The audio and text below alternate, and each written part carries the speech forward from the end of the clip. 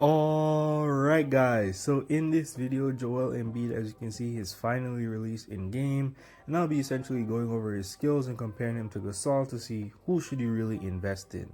So as you can see here, Joel Embid is in game. I'm probably working towards him. It's really between him and Tatum. I have another Tatum video coming out trying to go over some stuff regarding him.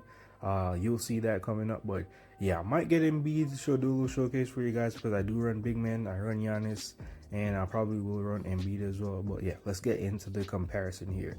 So as you can see here, in terms of stats, they actually have pretty similar stats here.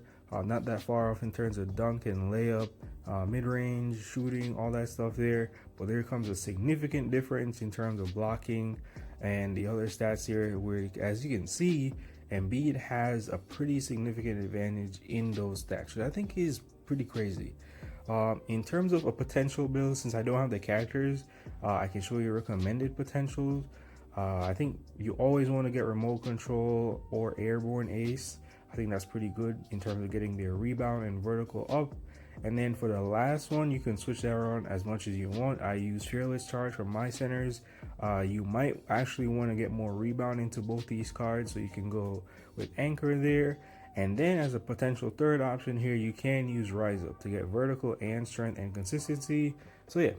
So in terms of enhancement, you really want to get Embiid up to level 2 enhancement, because for every block you're increasing his rebound range, and for every rebound you're increasing his block range, so that's pretty good there.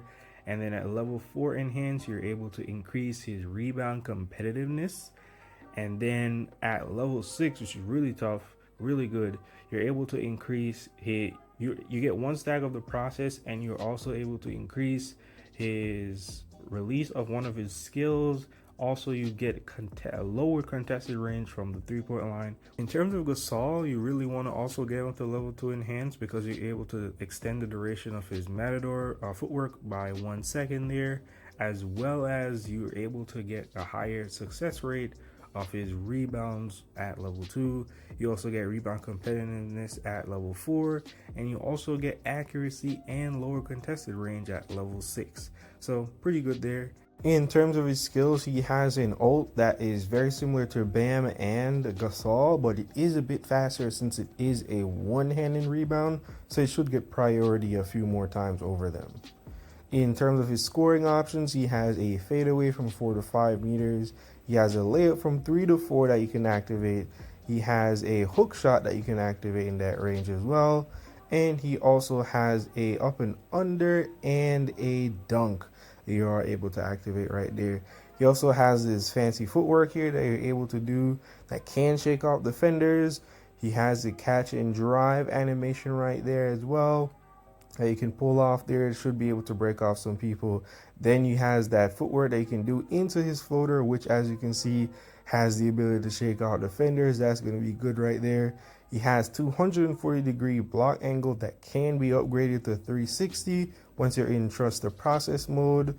Then he also has actually a movement ability in his kit. Then the best part about him is this screen, bro. This is going to affect like the game going forward. I don't know how people are going to be able to defend that, and he can also drive off of it. So this is going to be very good. Now, in terms of Gasol, his ult is also, as I said earlier, is a rebounding ult here that's pretty fast, but it's a two-handed rebound that you can also time into an ult when you double tap it. So that's going to be one of the main ways you see Gasol score in game. Another way that you're able to score with this card is using his rebound that you can do right into his Matador Slam, which provides a knockback next to the opponent in range. Then you also have the ability to block.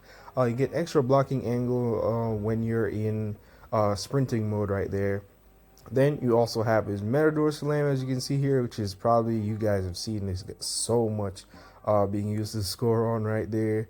Then you also have his catch and drive, which you can connect right into his Matador Slam, and that's what makes his card so tough to guard at times, because it's such a fast move. Then you have his Matador footwork, which can knock back defenders, gives him strength. Then you have his post fadeaway, which you can do and turn into a layup right here, as you can see, which is a great way to score once they are biting on the fake on the jump shot right there. So that's pretty good. And you can also pass out of this. So that's something Embiid does not have. He cannot pass out of his shots. Then he also has a rolling screen. When you set a screen, he gets a little movement animation right there that he can use to move back. Then he also has the ability to rebound the ball just and put back immediately. So that's another way you're going to score with this card. So the final verdict. Who's better, or who should you get in terms of Embiid or Gasol? I think these cards are very, very good. You're going to get a lot of benefit out of getting either one of them. But I think in terms of a scorer, if that's what you really want to do with your center, Embiid is going to provide you with a little bit more there. In terms of his ult, it might actually be better than Gasol's.